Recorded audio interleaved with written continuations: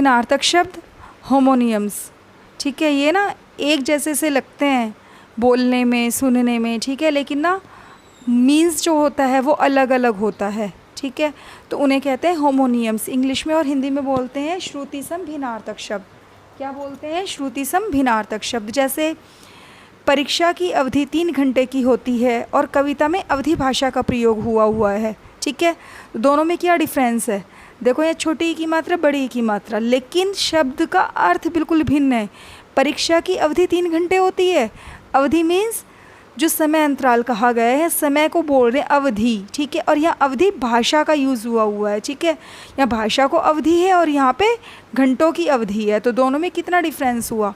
ठीक है, तो कभी भी जब हम डिक्टेशन भी लिखते हैं या भाषा के अंदर इस तरीके के शब्दों का प्रयोग करते हैं तो मात्राओं का हमें बहुत ज़्यादा ध्यान रखने की ज़रूरत होती है, क्योंकि बोलने में बहुत कम डिफरेंस होता है और लिखने में भी बहुत कम डिफरेंस होता है। तो ऐसे जब शब्द जो होते हैं उनको ध्यानपूर्वक लिखने से ही हमारी जो व्याकरण की अशुद्धियाँ होती हैं उनको हम शुद्ध कर सकते हैं। तो बहुत बारीकी से इन शब्दों को ध्यानपूर्वक आप सब पढ़ना मेरे साथ।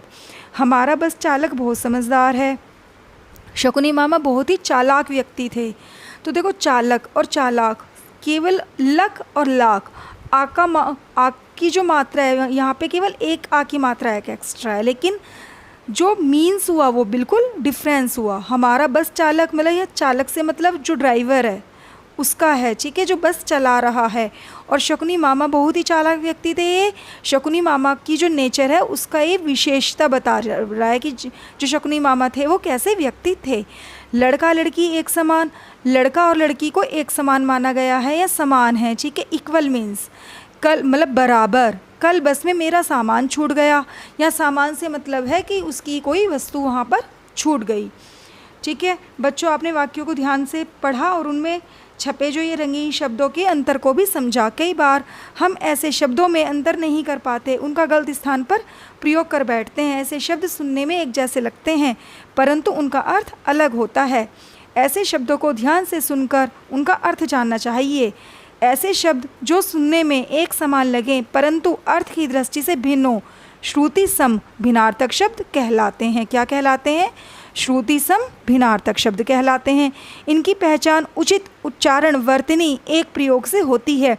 जैसे चीर तथा चिर, ये दोनों शब्द उच्चारण वर्तनी एक अर्थ की दृष्टि से भिन्न है, परंतु यदि कोई उच्चारण व्यक्ति न करे अथवा उचित स्थान पर उचित शब्द का प्रयोग ना करे तो अर्थ का अनर्थ हो सकता है। मीन्स अगर मात्राओं की गलती है ना और वहाँ पे लगा दिया, अब यहाँ पे अगर मैं लगा दूँ शकुनी मामा बहुत ही चालक व्यक्ति थे, तो मीन्स सत्यानाश हो गया पूरी की पूरी व्याकरण का।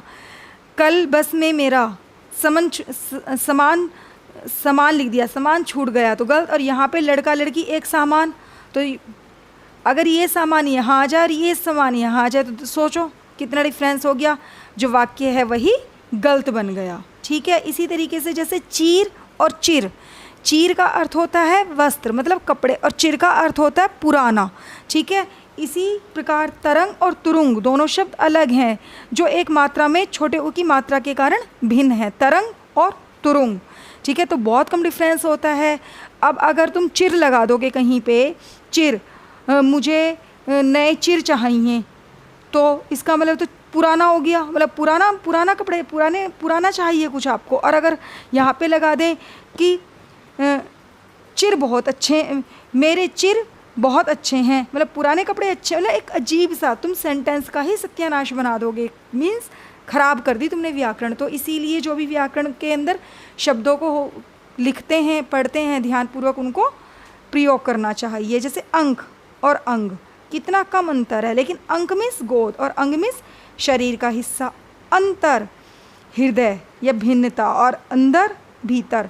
कली कलयुग, कली अध खिला फूल। आकर खान या भंडार और आकार आकृति। ठीक है, इस तरीके के जो शब्द होते हैं इनका ध्यान रखना चाहिए।